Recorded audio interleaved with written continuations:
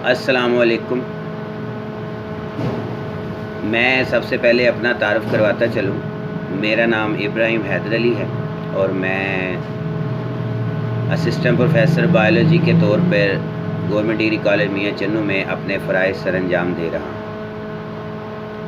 2012 में मैं as a lecturer biology select हुआ था। फिर 2017 में मैं असिस्टेंट प्रोफ़ेसर के तौर पे सिलेक्ट हुआ। मैं जितने भी मेरे तालिब इल्म हैं, मेरे क्लास फेलोज़ हैं, मेरे दोस्त अहबाब हैं, सबको इस वीडियो में वेलकम कहता हूँ। उन्हीं के इसरार पर मैंने ये वीडियो बनाई है, क्योंकि आजकल जो है वो आप सबको मालूम होना चाहिए कि पंजाब पब्लिक सर्विस कमीशन ने दोबारा से लेक्चरर्स की भर्ती के लिए दरख्वास्तें मांग ली हैं। तो ज़ाहिर है मेरा जो पंजाब पब्लिक सर्विस कमीशन का एक्सपीरियंस है वो काफ़ी अच्छा रहा है और मैंने तकरीबन जो है वो 4 बार पंजाब पब्लिक सर्विस कमीशन का एग्ज़ाम भी पास किया है और इंटरव्यू भी क्लियर किया है। तो अल्हम्दुलिल्लाह अल्लाह ताला की बड़ी करम नवाज़ी है मुझ पर कि उसने मुझे इस काबिल समझा और इस ओहदे पे फ़ाइज़ किया। तो फिर जितने भी दोस्त हैं, क्लास फेलोज़ हैं, तालिब इल्म हैं, वो इस बारे में जानते हैं, तो फिर वो मुझे कहते हैं कि सर हमें भी गाइड करें, हमें भी टिप्स दें, हमें भी गाइडलाइन दें कि हमने भी पंजाब पब्लिक सर्विस कमीशन का एग्ज़ाम पास करना है, हम भी सिलेक्ट होना चाहते हैं, तो हमें भी कोई टिप्स दें, गाइडलाइन दें कि आपने तैयारी कैसे की थी, हमें क्या करना चाहिए और हमें कैसे तैयारी करनी चाहिए। तो फिर मैंने सोचा कि मैं इंडिविजुअली अब लोगों को समझाऊँ, वन बाय वन, कोई घर में आ जाता है या कोई फ़ोन कॉल कर लेता है, तो इससे बेहतर है एक वीडियो बनाई जाए जिसमें मैं थॉरोली अपने तजर्बात भी उनके सामने रख दूँ और उनको फ्यूचर के लिए गाइडलाइन भी दे दूँ कि मैंने तो ऐसे किया था, अब आप लोगों ने इसे कैसे करना है। मेरे से जो गलतियाँ हुई वो भी मैं बताऊँ, मेरे से जो पॉजिटिव चीज़ें थी अपनी वो भी मैं बताऊँ। तो आज की वीडियो बनाने का मकसद ये है कि आपने पंजाब पब्लिक सर्विस कमीशन का जो इम्तिहान है उसके अंदर आपने कैसे परफॉर्म करना है। ये वीडियो स्पेशली जो है वो मेरे सब्जेक्ट से रिलेटेड लोगों के लिए है, बायोलॉजी या बॉटनी। तो दूसरे सब्जेक्ट वाले भी इस वीडियो से अपने जो टिप्स हैं वो ले सकते हैं, क्योंकि कुछ चीज़ें जनरल भी होती होंगी तो वो उन चीज़ों को पिक कर सकते हैं या अपने दोस्तों के साथ शेयर कर सकते हैं कि पंजाब पब्लिक सर्विस कमीशन के एग्ज़ाम में असल में होता क्या है। सबसे पहले तो मैं ये कहूँगा कि कभी भी आप लोग ये ना सोचा करें कि जो पंजाब पब्लिक सर्विस कमीशन है ये कहीं बहुत ज़्यादा टफ़ है या बहुत ज़्यादा आप कह लें कि मुश्किल एक मरहला है। ऐसा कुछ भी नहीं है। ये सारा जो आपके माइंड में छपा होता है कि हमने इसको कैसे कवर करना है। पंजाब पब्लिक सर्विस कमीशन का जो एग्ज़ाम है उसमें अगर हम सीटों को देखें तो सीटें बहुत कम होती हैं और बहुत से लोग ये घबरा जाते हैं कि यार सीटें तो बहुत कम हैं, हम कैसे सिलेक्ट होंगे। तो ऐसा कभी भी नहीं सोचना। हमेशा अपने आप का जो अपना एटीट्यूड है वो पॉजिटिव रखें। ये सोचें कि शायद वो जो 20 सीटें हैं या वो 10 सीटें हैं, वो 5 सीटें हैं, उनमें से शायद एक सीट आपकी हो। अपने आप को आपने पॉजिटिव रखना है। आपके इर्द गिर्द बहुत से लोग होंगे जो ये कहेंगे कि रिश्वत चलती है, जो ये कहेंगे कि सिफारिश चलती है, लेकिन आपने घबराना नहीं है। अल्लाह के भरोसे अपने आप पे यकीन रखते हुए आपने अप्लाई करना है और वालिदैन की दुआएं आपके साथ होंगी। आपकी अगर मेहनत होगी और अल्लाह ने आपका साथ दिया तो आप ज़रूर कामयाब होंगे। और अक्सर एक सवाल होता है कि चांसेस के बारे में कि आपने अप्लाई करना है तो 3 चांसेस होते हैं, तो 3 चांसेस कैसे काउंट किए जाते हैं। तो पहले तो मैं उसके बारे में बता दूं कि 3 चांसेस का मतलब ये होता है कि फ़र्ज़ करें आपने अप्लाई किया टेस्ट के लिए। अब टेस्ट देने आप गए, आपने टेस्ट के जो क्वालिफ़िकेशन मार्क्स होते हैं वो 40% होते हैं। आपके 40% मार्क्स आ गए, 100 में से आपने 45 मार्क्स ले लिए। अब पीपीएससी ने आपको इंटरव्यू के लिए बुलाना है। पीपीएससी अगर आपको इंटरव्यू के लिए बुलाए, ज़ाहिर है वो तमाम बंदों को वो इंटरव्यू के लिए नहीं बुलाते। आपने चाहे टेस्ट पास भी कर लिया है तो ज़रूरी नहीं है वो आपको इंटरव्यू के लिए बुलाएं। क्यों? क्योंकि उन्होंने सीटों के हिसाब से एक सीट के पीछे 5 लोगों को इंटरव्यू के लिए बुलाना है। फ़र्ज़ करें 10 सीटें हैं तो उन्होंने 50 लोगों को इंटरव्यू के लिए बुलाना है। अब टेस्ट 70 लोगों ने पास किया है तो वो सिर्फ 50 लोगों को इंटरव्यू के लिए बुलाएंगे, 20 लोगों को नहीं बुलाएंगे। अब आपने टेस्ट दिया, आपके टेस्ट आपने 40% से ज़्यादा नंबर ले लिए, लेकिन आपको इंटरव्यू के लिए नहीं बुलाया गया, तो इसका मतलब ये नहीं है कि आपका चांस ज़ाया हुआ। आपका चांस अभी भी 3 ही रहेंगे। हाँ, अगर आपको इंटरव्यू के लिए बुलाया गया और आपने इंटरव्यू में अपने परफॉर्मेंस दी, अब इंटरव्यू की क्वालिफ़िकेशन होती है 50%, कि 100 नंबर का इंटरव्यू है, आपने उसमें 50 मार्क्स लेने होते हैं। आपने इंटरव्यू दिया और आपके 55 मार्क्स आ गए, 60 मार्क्स आ गए, और आखिरी जो मेरिट लिस्ट लगी उसमें आपका नाम नहीं आया, लेकिन इंटरव्यू में आपके 55 मार्क्स थे, 50% से अबव मार्क्स थे, फिर भी आपका चांस ज़ाया नहीं हुआ। चांस कब ज़ाया होता है? जब आपने टेस्ट दिया हो और आपके 40% मार्क्स ना आए हों, या आपने टेस्ट दिया, आपने 40% मार्क्स लिए, इंटरव्यू के लिए आपको बुलाया गया, आपके इंटरव्यू में 50% मार्क्स नहीं आए, फिर भी आपका चांस ज़ाया हो गया। तो बेसिकली अगर आपने टेस्ट क्वालिफाई नहीं किया फिर भी चांस आया, टेस्ट क्वालिफाई किया, इंटरव्यू के लिए बुलाया, इंटरव्यू क्वालिफाई नहीं किया, फिर भी चांस आया। चांस आया कब नहीं होता? आप टेस्ट भी क्वालिफाई करें, 40% मार्क्स लें, आपको इंटरव्यू के लिए बुलाएं, आप इंटरव्यू भी क्वालिफाई करें, चाहे आपका मेरिट लिस्ट में नाम ना भी आए, अगर आपने इंटरव्यू क्वालिफाई कर लिया है तो आपका चांस आया नहीं हो। तो ऐसे लोग जो 3-3, 4-4 दफ़ा PPSC का एग्ज़ाम दे चुके हैं, तो वो अंदाज़ा खुद अब लगा लें कि वो अप्लाई कर सकते हैं या नहीं। अगर उनके 3 चांस हैं, पूरे हो गए, फिर तो वो अप्लाई नहीं कर सकते। अगर उनके 3 चांस पूरे नहीं हुए फिर वो अप्लाई करें। दूसरा, फिर मैं टेस्ट की प्रिपरेशन के बारे में बात करूंगा अपने सब्जेक्ट के हवाले से, बायोलॉजी और बॉटनी। मैंने कैसे तैयारी की थी? फ़र्स्ट टाइम ज़ाहिर है, मैं भी जब आज से 9 साल पहले की बात है, 2011 में सीटें आई थी, एज ए लेक्चरर मैं सिलेक्ट हुआ, तो मैं भी परेशान था। ज़ाहिर है अफवाहें घूमती हैं इर्द गिर्द के भाई यहाँ पे सिफारिश चलती होगी, पैसा चलता होगा। मेरी दफ़ा 19 सीटें थी जब मैं लेक्चरर के तौर पे सिलेक्ट हुआ। तो 19 सीटों में ज़ाहिर है घबरा जाता है बंदा कि यार 19 सीटें पूरे पंजाब में, तो कैसे सिलेक्शन होगी। फिर भी अल्लाह का नाम लेके अप्लाई कर दिया,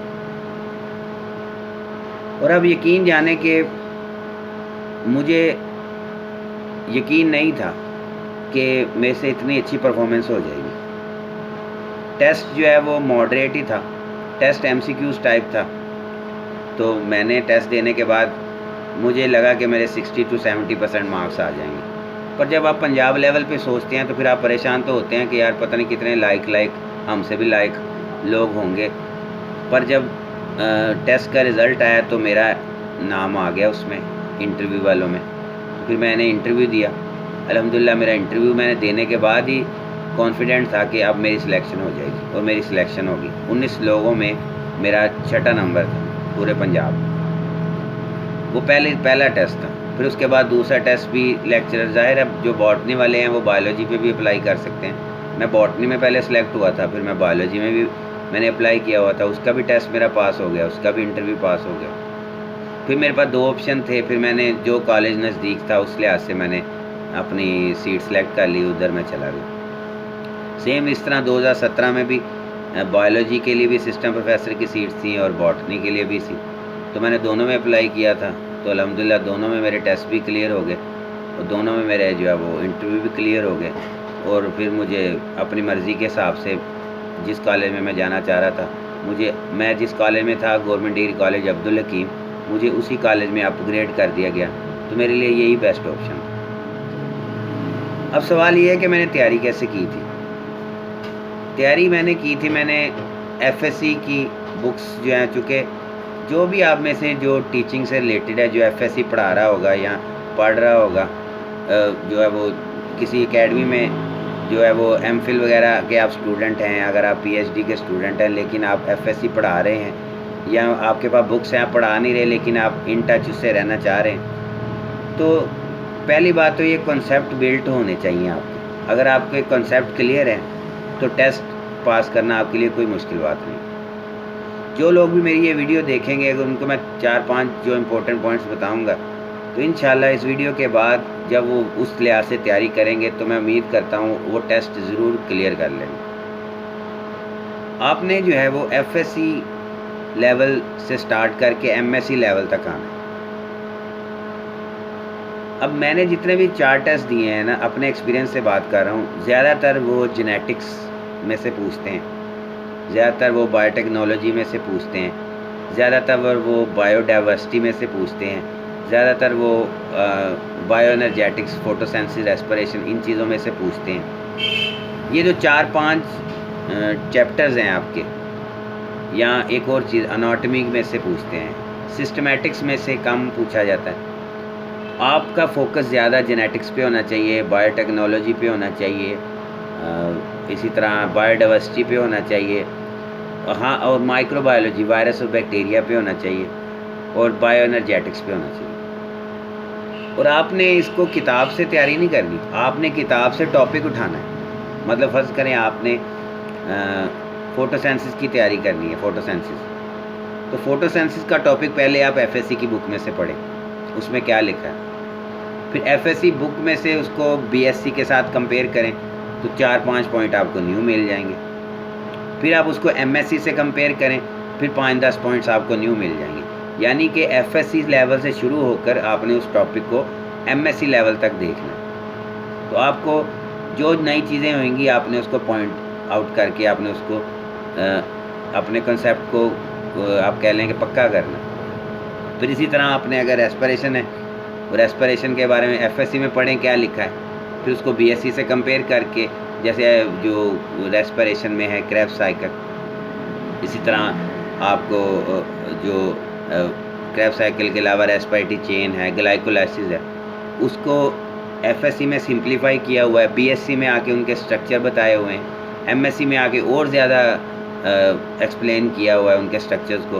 तो आपने उस लिहाज से उसको पढ़ना है। सेम अगर आप जेनेटिक्स में हैं तो जेनेटिक्स के में भी आपने उसी तरह तैयारी करनी है। मेंडल्स के कवानीन जो FSC में है, उसमें FSC में उसमें ज़्यादातर जो है वो जो मटर है उसके एक्सपेरिमेंट्स, उसकी मिसालें दी गई हैं। लेकिन BSc में जब आप आएंगे उसकी और तरह की मिसालें हैं, उसमें एनिमल्स पे भी उनकी एप्लीकेशन, एनिमल्स पे तजर्बात हैं।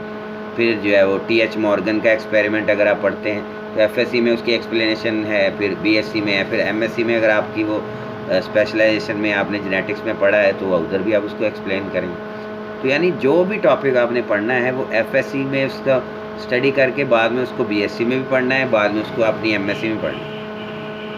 वो लोग जिन टेस्ट किन को टेस्ट आसान लगता है, या कौन इजीली टेस्ट क्लियर कर लेते हैं, या तो जिनकी रिसेंटली MSc होती है, जो रिसेंटली क्वालिफाइड होते हैं, उनकी नॉलेज अभी फ्रेश होता है, या फिर वो जो काफ़ी अरसे से पढ़ा रहे हैं FSC BSc, उनका टेस्ट इजीली पास हो जाता है। ये जो अक्सर लोग जो हैं MSc पास करते हैं, फिर B.Ed करके स्कूल लेवल पे चले जाते हैं, फिर मैट्रिक क्लासेस को पढ़ाने लग जाते हैं, फिर FSC वगैरह BSc से उनका इतना टच नहीं रहता, उनके लिए खासा मुश्किल होता है टेस्ट को क्लियर करना। लेकिन ऐसे लोग भी मैं आपको दिखा सकता हूँ, मेरे दोस्त हैं जो पहले स्कूल साइड पे थे, फिर वो इजीली सिलेक्ट होके वो पब्लिक सर्विस कमीशन का एग्ज़ाम पास करके वो लेक्चरर के तौर पे सिलेक्ट हो गए। तो पहली चीज़ है कि आपने अपने कॉन्सेप्ट्स बिल्टअप करने FSC टू MSc। कोई भी टॉपिक आप पढ़, मैंने 4-5 सब्जेक्ट्स बता दिए हैं, genetics, biotechnology, physiology, anatomy, biodiversity, microbiology में वायरस, बैक्टीरिया, ये 5-6 जो बुक्स हैं ना, इनको तो लाजमी पढ़ें। FSC में इनके चैप्टर्स लाजमी पढ़ें, बायो एनर्जेटिक्स, जेनेटिक्स, बायोटेक्नोलॉजी वगैरह। BSc में से भी इनको पढ़ें, MSc में भी जो आपके पास मटीरियल अवेलेबल है।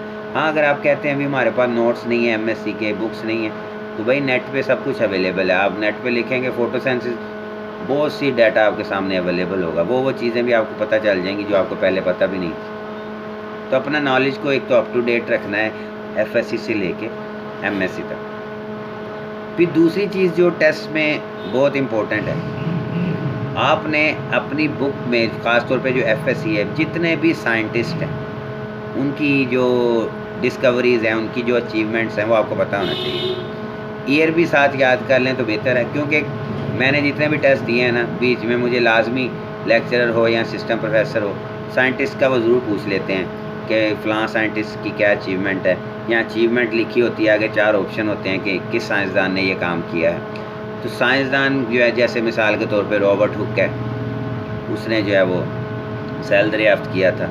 इसी तरह रॉबर्ट ब्राउन ने न्यूक्लियस दरियाफ्त किया था। एंटोनी वैन ल्यूवेनहुक ने जो है माइक्रो ऑर्गेनिज़म्स जो हैं उनके बारे में रिसर्च की थी। मेंडल, डार्विन, ये जो मुख्तलिफ हैं, ये जो लेमार्क है, इसने जो अचीवमेंट्स की थी। डार्विन की जो एवोल्यूशन की थ्योरी है, जिसे कैरी बी मिलसेस ने पॉलीमरेज चेन रिएक्शन के बारे में इंफॉर्मेशन दी थी। इस तरह ओसवाल्ड एवरी, मैकलीन और मैकलॉयड, इनके जो एक्सपेरिमेंट है डीएनए हेरिडिटी मटेरियल के। फ्रेडरिक मिशर के जो एक्सपेरिमेंट हैं। तो हर साइंसदान की कोई ना कोई अचीवमेंट आपकी एफएससी की बुक में दी गई है। कम से कम आप सारी एमएससी, बीएससी, एफएससी के तो नहीं याद कर, कम से कम एफएससी लेवल के जितने भी साइंटिस्ट हैं उनकी अचीवमेंट्स को आप याद करें, क्या क्या उन्होंने किया है।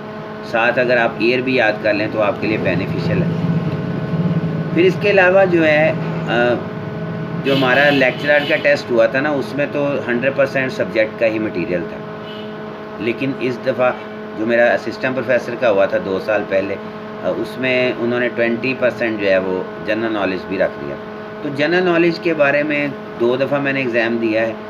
अब जनरल नॉलेज जो है वो अब आपको अपने आप पे ज़्यादा आपको पता होगा कि आपको कितना का जनरल नॉलेज है। जनरल नॉलेज की बुक्स भी अवेलेबल होती हैं मार्केट में आजकल। तो डॉगर्स या मुख्तलिफ पब्लिशर्स हैं, उनकी पीपीएससी के हवाले से भी बुक्स हैं। तो अगर आप उस बुक्स का जनरल नॉलेज पढ़ के चले जाएं तो काफ़ी चीज़ें उसमें से बंदा पढ़ के समझ लेता है। कुछ चीज़ें बंदा डेली बेसिस पे न्यूज़पेपर पढ़ते हों, करंट अफेयर्स, या आजकल जो मुल्की सूरत हाल हैं, दूसरे ममालिक के जो पाकिस्तान के साथ रिलेशन हैं, ये वो, इन चीज़ों के साथ आप अप टू डेट रहें तो इंशाल्लाह वो भी पोर्शन जो है वो आपका क्लियर हो जाता है। और जो आपने टेस्ट दिया, अब टेस्ट दे के बाद आपने अपने आप को अब देखना है कि आपका टेस्ट कैसा हुआ है। वो तो रिज़ल्ट तो आ ही जाएगा, लेकिन पहली बात, आप जब क्वेश्चन अटैम्प्ट करने लगे हैं, सबसे पहले आपने वो वाले क्वेश्चन अटैम्प्ट करने हैं जिनका आपको 100% श्योर है। और जब आप वो वाले क्वेश्चन हल कर लेंगे जिनका आपको 100% श्योर है, तो पहले अटैम्प्ट में 100 क्वेश्चंस थे, आपने फ़र्ज़ करें 50 अटैम्प्ट कर लिए, तो मेरी नज़र में ये 50 क्वेश्चन जो आपने अटैम्प्ट किए हैं, ये आपका कोई इतनी अच्छा टेस्ट नहीं हुआ। क्योंकि जिस तरह कंपटीशन का दौर है, अगर आपने फ़र्स्ट अटैम्प्ट में 65 to 70 क्वेश्चन हल किए हैं, तो फिर आप समझें कि आपका टेस्ट अच्छा हुआ है। फिर आपको ज़्यादा कॉन्फिडेंस है, ज़्यादा उम्मीद होनी चाहिए। मैंने जब पहली दफ़ा टेस्ट दिया था ना, तो मैं अपनी यूनिवर्सिटी भी विज़िट की, बहाउद्दीन ज़करिया अपने टीचर के साथ मिला। प्रोफेसर अहमद अकरम साहब हैं बॉटनी डिपार्टमेंट में, इस तरह प्रोफेसर हबीबुर रहमान साहब हैं, उनसे मैं मिला था। तो अहमद अकरम साहब ने मुझसे पूछा कि आपका टेस्ट कैसा हुआ। मैंने कहा सर टेस्ट अच्छा हुआ। कहते कैसे आपको लगता है कि टेस्ट अच्छा हुआ? मैंने कहा सर मतलब मुझे काफ़ी क्वेश्चंस आते थे। उन्होंने कहा नहीं, जब आपने पहली अटैम्प्ट में पेपर हल किया था तो कितने क्वेश्चंस आपने हल कर लिए थे? मैंने कहा सर मैंने ऐसा गिने तो नहीं थे, लेकिन फिर भी मैंने ना 60+ हल कर ही लिए थे, 60 से ज़्यादा। उन्होंने कहा फिर मुझे उम्मीद है कि आपका टेस्ट अच्छा हुआ हो। तो मैं मतलब खुश हो गया। मैंने कहा चलो अच्छी बात है। कहते कम अज़ कम भी 60% से ज़्यादा आपके क्वेश्चन अगर आपको आते हैं तो फिर आप अंदाज़ा लगा सकते हैं कि आपका टेस्ट अच्छा था, आपकी तैयारी जो है वो अच्छी थी। तो मैंने इससे अंदाज़ा लगाया। तो आप भी यही पैमाना अपने जहन में रखें, फ़र्स्ट अटैम्प्ट में कम अज़ कम आपके 60+ क्वेश्चन आपके हल होने चाहिए। वो कैसे हल होंगे? जब आपकी तैयारी होगी। वैसे पेपर जो है MCQs टाइप है, मैं वैसे इसके हक़ में तो नहीं हूँ, दिए तो मैंने हर दफ़ा MCQ टाइप ही है जो उनका क्राइटेरिया है। लेकिन क्वेश्चन पेपर अगर आज से कोई जब 2002 या 2005 में मेरे ख्याल में सिलेक्शन हुई थी, तो तब जो है वो सब्जेक्टिव टाइप पेपर था। तो सब्जेक्टिव टाइप पेपर में ना आपके पास वसी टाइम होता है लिखने का, वसी टाइम होता है एक्सप्लेन करने का। MCQs में तो अगर आपको नहीं भी कोई MCQ आता तो आप कोई अपनी तरफ से गैस लगा देते हैं ABCD में से, तो जिसको नहीं आता उसको भी ठीक हो जाता है, और आपको भी नहीं आता था पर आपका गैस गलत हो गया तो आपका गलत हो गया। तो उसमें वो जैसे कहते हैं तुक्का सिस्टम, वो भी चल जाता है। लेकिन ज़ाहिर है हर दफ़ा तुक्का सिस्टम नहीं चलता, क्योंकि जो आपको आता होगा, जिसकी तैयारी अच्छी होगी, वही टेस्ट क्लियर करता है। तो अपने आप पे यकीन रखें कि आप लोग जो है वो आप इसको हल करना चाह रहे हैं, इस पेपर को क्वालिफाई करना चाह रहे हैं। कभी भी घबराहट में ना टेस्ट दें। कई बच्चे जो हैं वो बैठे होते हैं एग्ज़ाम के अंदर और वो दिल उनका घबरा रहा होता है, वो परेशान होते हैं। तो आपने घबराना नहीं है, परेशान नहीं होना। ये नहीं समझना कि ये नौकरी ना मिली तो मुझे क्या होगा। ये कोई लास्ट नौकरी नहीं है कि जो आपको ना मिली तो उसके बाद आपको नौकरी नहीं मिलनी। कभी भी ये सोच के ना टेस्ट दें कि मेरा क्वालिफाई नहीं होगा, मैंने अप्लाई नहीं करना, सीटें थोड़ी। अपने आप के अंदर एक कॉन्फिडेंस रखें, यकीन रखें। मैंने कभी ये सोच के टेस्ट नहीं दिया कि मेरा टेस्ट क्लियर ना हुआ तो क्या होगा। मैंने कभी भी ऐसा सोच के टेस्ट नहीं दिया। इवन के जब हम दोस्त लोग जो थे, हम तैयारी करने के लिए बैठते थे ना, तो सारे दोस्त जो है परेशान थे, यार कहाँ से आएगा क्वेश्चन, कहाँ से आएगा क्वेश्चन, कहाँ। मैं अपने अलग ही सोचों में गुम होता था। दोस्तों ने मुझे कहना तुम क्या सोच रहे हो। मैंने कहा मैं सोच रहा हूँ कि यार पूरे पंजाब में 19 सीटें हैं, पता नहीं कहाँ मुझे जॉब मिले, पता नहीं किस शहर में मिले। कहते वाह भी, हम सोच रहे हैं कि टेस्ट कैसा होगा, कितना मुश्किल होगा, कैसे पास करना है। तू तो ऑर्डरों की भी सोची जा रहा है कि मेरे अगर ऑर्डर हो गए तो नज़दीक हों, दूर ना हो जाए। तो वो भी हंसते थे, मैं भी हंसता था। मैंने कहा यार वो तो ठीक है, अल्लाह खैर करे, टेस्ट तो देना है, इंटरव्यू देना है, लेकिन अगर सिलेक्शन होगी तो उसका भी तो सोचना। तो अपने अंदर एक कॉन्फिडेंस रखें। अल्लाह ताला ज़रूर जो है वो कहते हैं ना, God helps those who help themselves. अपनी मदद आपके तहत चलना है, आपने खुद से तैयारी करनी है। अपने जो जितने भी आपके अंदर एबिलिटीज़ हैं उनको बुरुएकार लाएँ। जो चीज़ें पढ़ने वाली हैं, जो चीज़ें याद करने वाली हैं, उनको याद करें, तैयारी शुरू कर दें। कोई बात नहीं, तैयारी करें। इस दफ़ा अल्लाह ताला इसी दफ़ा आपका क्लियर कर दे टेस्ट। इस दफ़ा नहीं तो इंशाल्लाह जब आप एक दफ़ा टेस्ट से गो थ्रू होंगे, नेक्स्ट टाइम आपको पता चलेगा। अब मैंने क्या गलतियाँ की थी, मैं उसके बारे में बताता हूँ। मैं गलतियाँ ये करता था कि मैं एक MCQs पे ना बहुत ज़्यादा टाइम लगाता था। मैं मतलब अभी 2 घंटे का टेस्ट है ना, तो 15 मिनट रह रहे होते थे और मेरे क्वेश्चन 100 क्वेश्चन है तो मेरे 30-40 क्वेश्चन बाकी रहते थे। लेकिन इसमें जो एक पॉजिटिव चीज़ ये थी कि वो जो 40 या 30 क्वेश्चन बाकी रहते थे, जो मैंने 70 लगा चुका हूँ ना, वो फिर मेरे अच्छे वाले हैं। जो मेरे बाकी रह गए हैं, हाँ रह तो ज़्यादा गए हैं, लेकिन ये वो वाले हैं जिनका मुझे 50-50 है या मुझे श्योर नहीं है। अब फिर मैं आखिरी 15 मिनट में वो लगाऊंगा। फिर आखिरी 15 मिनट में मैं वो लगाता था जिनका मुझे 50-50 है या 70-30 है कि भाई ये ऑप्शन होगा या ये ऑप्शन होगा। और आखिरी 5 मिनट पे बाद मेरे पास 10 से 15 MCQs बच जाते थे और मैं सोच रहा होता था कि ये लगाने चाहिए या नहीं। उनमें से फिर कोई ज़ाहिर है आप उसमें 2-4 मेरे असिस्टेंट प्रोफेसर के टेस्ट में 5-6 मेरे MCQs रह जाते थे जनरल नॉलेज के, तो मैं फिर भी कोशिश करता था उनको लगा दूँ। नेगेटिव मार्किंग ज़रूर है, लेकिन कुछ ना कुछ तो बंदे को अगर आता हो तो फिर बंदा जो है वो सही ऑप्शन भी कई बार, ज़ाहिर है हमारा कोई गैस ऐसा थोड़ी होगा कि हमने एम उठ के गैस लगा दिया। हमारे गैस की कोई ना कोई रीज़न ही होगी जो उससे बिल्कुल जो है वो डिफरेंट ऑप्शंस होते हैं, उनको तो तरफ हम जाते नहीं हैं। जो 1-2 मिलते जुलते ऑप्शंस होते हैं उन पे टिक करते हैं। और मुझे अपने आप पे तो ट्रस्ट है कि अगर मैं 10 गैस लगाऊंगा, 10 तुक्के लगाऊंगा ना, तो मेरे कम से कम 5 तुक्के तो ठीक हो जाएंगे, क्योंकि वो मेरे तुक्के जो हैं वो किसी न किसी बेसिस की बुनियाद पे लगाए गए होते हैं। तो ये जो आज की वीडियो है ये सिर्फ टेस्ट के लिए आपको गाइडलाइन देनी थी। इंशाल्लाह नेक्स्ट वीडियो मैं इंटरव्यू के लिए भी गाइडलाइन के लिए लगाऊंगा। तो आपने परेशान नहीं होना, अल्लाह का नाम लें, घबराएं नहीं। सीटें चाहे 10 हैं, चाहे 15 हैं, चाहे 20 हैं, चाहे 50 हैं, आपने उनको तैयारी करनी है और आपने जाना है टेस्ट के लिए और घबराना नहीं है। अल्लाह ताला सबको कामयाब करे और मेरी नेक तमन्नाएँ, नेक ख्वाहिशात आप सबके साथ हैं। अल्लाह आप सबका हामी व नासिर हो। और फर्दर मैं वीडियो के एंड पे अपना नंबर वगैरह, कॉन्टैक्ट नंबर भी लिख देता हूँ। किसी ने मुझसे डायरेक्ट रब्ता करना है तो मुझसे डायरेक्ट रब्ता कर ले। और ये दिल में कभी ना लाएं कि ये सिफारिश चलेगी, ये होगा, वो होगा। सब कुछ होता है जो है वो आपके अपने ऊपर डिपेंड करता है। अगर आप चाहते हैं कि आप जो है वो आपको ये जॉब मिल जाए, आप मेहनत करें। सिफारिशें, पैसा चलता है, इन चीज़ों को ज़हन से निकाल दें।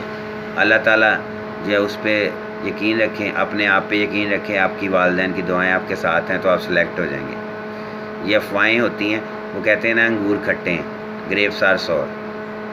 तो जिसको हासिल नहीं होता वो यही कहता है अंगूर खट्टे, और जिसको हासिल होता है जैसे मेरी तरह, तो मुझे अपने आप पे यकीन है, अल्लाह ताला का लाख लाख शुक्र है, बिना किसी रेफरेंस, बिना किसी लालच के, बिना किसी आप कह लें कि पैसों के, अल्लाह ताला ने मुझे आज इस ओहदे पे फाइज़ किया। तो इंशाअल्लाह अल्लाह ताला आपको भी करेगा। मेरी नेक ख्वाहिशात आप सबके साथ हैं। अब मुझे इजाज़त दें, और इंशाअल्लाह जो भी आपकी क्वेश्चंस होंगे आप मुझे मैसेज पे, नंबर मैं देता हूँ एंड पे, आप मेरा नंबर लिख लें, अपने पास नोट कर लें। अपनी आईडी भी बता देता हूँ, फेसबुक या मैसेंजर पे भी रब्ता कर सकते हैं। तो मैं हाज़िर हूँ। एक दफ़ा फिर आप सबका बहुत बहुत शुक्रिया, आप लोगों ने जो है वो मेरी वीडियो को देखा। मेरे चैनल को भी सब्सक्राइब करें, वीडियो को भी देखें, आगे भी फॉरवर्ड करें। चले हमारी वजह से किसी की हेल्प हो जाए। अल्लाह हाफ़िज़।